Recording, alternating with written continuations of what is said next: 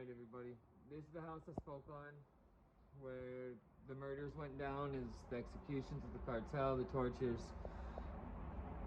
First thing it says, those who come into this house, I let you know, you make a pact with the Diablo upon entering. So, you know, the pact's this way for some of the things. Now, you can see it's been completely abandoned. This is a very beautiful place with very good structure, integrity, everything's still fine. So you'd ask, why is it in the state it's in? And it's because of all the violence and horrible things that went down here. I think you can see part of the parts where it's been burned in corners like this.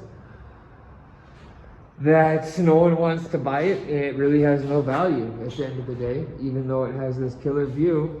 You know, and in Sinaloa, you're not going to see anything like this anywhere else. And it's somewhere, you know, you have to kind of drive out of your way to get to, but it has this view that's 360 degrees. And that's where I was telling you guys why it's so important as a lookout and everything for the mafia, because they were able to look out literally 360 degrees all the way around and be aware of what's going on. Now, the political person that I was talking about, we'll start off with the lighter story. He wasn't staying far from here, okay? And during a spring break, we're not far from Mazatlan, his daughter met somebody during Semana Santa, which is like our little spring break thing here. And she ended up bringing him home, you know, to the condominium. She had her own little, you know, guest house. And they ended up making love, and his bodyguards caught him in the act, to which point they took him here, stabbed him to death, and lit him on fire. You know, I came here a couple of days after and saw the bloody clothes with the knife wounds, and yeah, you know, I was witness to some of the after effects as far as what they left behind. Now, why the bloody clothes? Because it looked to me like they stabbed him to death, and then they took off his clothes while he was dying, you know, so they could douse him in gasoline and burn him alive. That's my interpretation of what happened. And I just like you guys to see how beautiful this place is and understand that even in places like this, it doesn't matter. Evil can fall anywhere. And this was a very famous place for them to take people, like I said, interrogate them, because they knew it didn't matter how loud they screamed, no one would hear them here.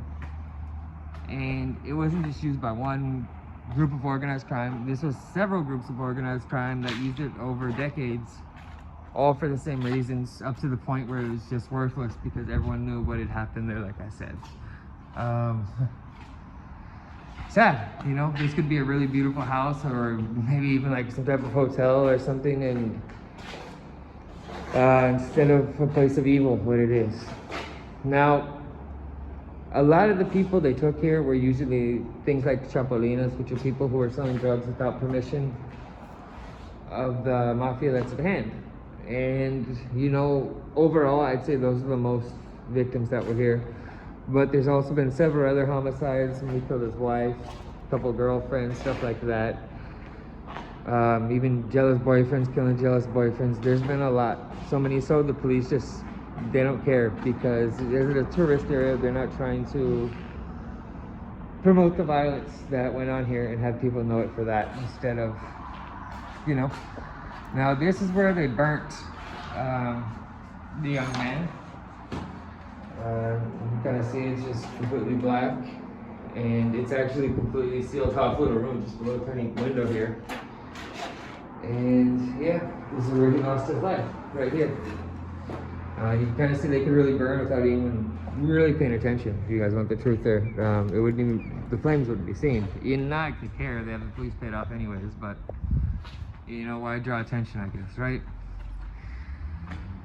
Now, over the decades of all the people, you know, that organized crime brought here and stuff like that, I couldn't give you guys a real estimate. Like, course, it's in the thousands, but an actual strong estimate, there's no way to come about it.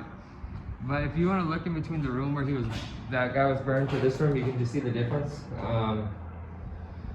This is what it would look like. It's a normal room in that condition over all these decades or whatever, compared to what I just showed you where it's just completely torched.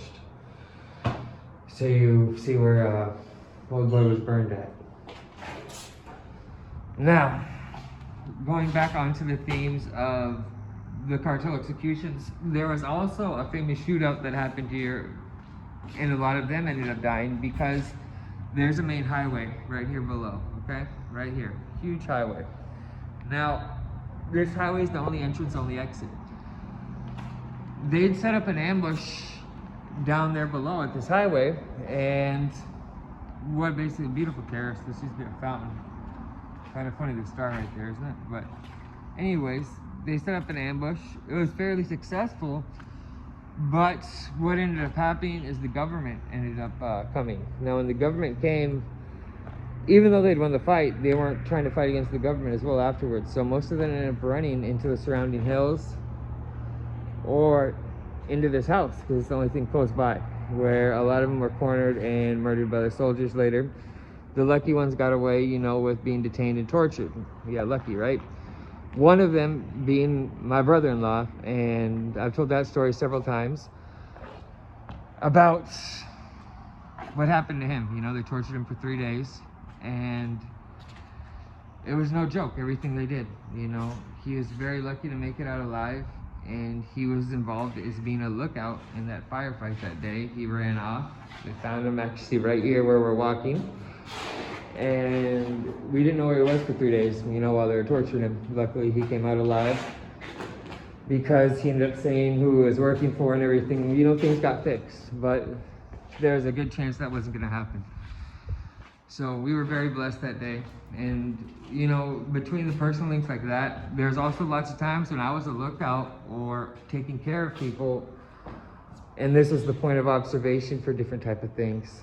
And when I say lookout, I don't mean the guy who's sitting there getting paid 100 pesos. I mean, we had a big operation going on security-wise or otherwise, and this is the most advantageous point.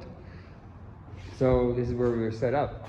Me and my boy that was in the interview the other day, Chunky Anthrax, you know, we spent a couple nights here, partying, some girls, but we were working at the same time, you know, but our disguise for being up here was just some tourists drinking some beers at what we just, for all we thought was a beautiful view, you know. So we brought some girls and we were just sitting here drinking beers, but actually we were watching the traffic coming and going, and, you know, sometimes you gotta disguise yourselves. So, excuse my attire because I am on vacation and I didn't exactly plan on filming right now, but sometimes you get permission from these people that gave me permission to come up here, and it's like, yeah, you got until 8 o'clock tonight, and then after that, we're going to be using that for the next week, so you can't go there because, you know, they work in organized crime. I don't, I'm a journalist, so they'll give me a small time frame where I can come here, and, you know, I'm not going to see something I'm not supposed to. Now, no one's ever filmed here or told these stories here, and I hope you guys enjoy the originality, my personal connections to it, and understand the devil worshipping connections because of all the violence, torture, and tragedy that's happened here. I think it has like a very strong or some type of important energy to the people that believe in those sorts of things. I can't explain it that well because I don't have that type of knowledge, but I understand it is important to them. So please, if you guys like me going to actual places like this and filming, places where no one else can go or invited to go, that are obviously in very good condition, very beautiful, and mysteriously abandoned because of cartel crimes, things like that, I keep doing it. This is the actual type of reporting I used to do on my first channels when the Beltran-Leyva conflict kicked off in Sinaloa. And I used to walk through places like this on a normal basis right after the battles, or show you guys the war-torn results. So if you guys would like more content like this once again, let me know and we can work something out. But it's gotta, you guys gotta leave me at least, you know, double the likes of what the video is. And the like button doesn't cost you guys anything, everybody. So help me out, brothers. Become a member to the channel. You see videos like this way before they come out. You get exclusive videos that I can't even put up on YouTube. And you get to help me out to be able to do things like this and travel and take you guys places, because I made like $600 with YouTube this month. And then they still took 30% because I'm outside the United States. So financially, I'm not getting by YouTube. If it wasn't for my water purifier, Patreon's helping, and the membership, that's what I'm telling you, become a member of the channel. That really helps out, you guys, so I can keep doing this. And I'm sorry to my Patreon followers this month. I almost got no content to them because, well, as you guys remember, my computer was out a while and other complications, but things are back in order. So I thank each and every one of you who still supports me on Patreon. Forgive me for my fails on that, and we're gonna do a lot better this month. Let me know what you guys think about this beautiful place, about the story about the politician, about all the people who are tortured and murdered here in general, and even my own personal connection, you know, with the shootout and everything with my brother-in-law. I just broke you guys off some deep inside information you won't hear anywhere else, and I guarantee you'll never have anyone take you to this house. Anyone who actually lives here or close to here is terrified to even get close. Is strict laws by law enforcement, people like that, for people not to come up here because they know what they use this house for. And if you're not part of the mafia, they don't let you come up here because you might come up here and run into something that you're not supposed to. So, much love and respect, everybody. Have a good one, and hope you enjoy this.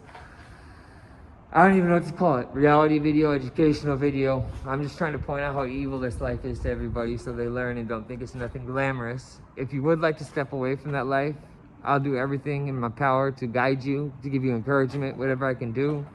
Contact me at ogshadowofficial@gmail.com. At the end of the day, that is the purpose of this channel. Obviously, it's not making money because I've got 6 years doing it, and I only had 1 year where it went okay. The exposing evil is the main purpose of this channel, and we've made big progress. Lots of things people never talked about, we've spoke on this channel. In fact, I was the first person to bring all this narco content to English. No one had ever had an English-speaking narco channel that actually broke things down. It was actually a whole genre that I invented. Not to be taking self-credit and make myself all big, but look at all the channels now that do what I used to do. And basically, they just take the videos I've already done and just retell them with their own little twist or whatever. But, you know, I had a library of 1,400 videos on the last channel, and a lot of that material was taken and just recopied and redone. But I don't get angry because the more people who hear about the tragedies here, the better. Well, what I would wish they could do, and if you watch any other channels, please remind them, that'd be very nice of them to give me credit, considering I started this and they're taking all the content I did and just remaking it. I'm happy to get it out there because, like I said, it warns people about this evil, but at the same time, I feel I should at least get a shout out minimum. But not everyone feels that way. So, you know, I might have to start looking at my older videos and just literally showing the evidence. Yeah, I did this video, same video 4 years ago, 4 months ago, whatever, and to start burning them and showing the people the truth. I don't want to do that. I'd much rather just get shout outs, and not so much because I need it, but more so it kind of pisses me off to spend time doing something and not receive any credit at all for it. And the people who are new to this whole genre, they actually think these people are original with it, which, you know, we know. So, crazy world we live in. I hope you guys have a good one. It says Chapitos right there on the wall. This is what it is, right? You know, I don't know what kind of energy this place has in the nighttime, like to sleep here, but I wouldn't want to sleep here. No way, Jose, like the saying goes, my friends. Alrighty then, I'm outie.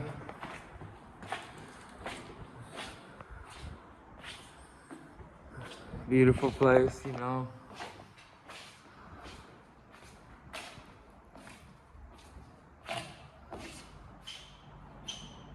Adios, amigos.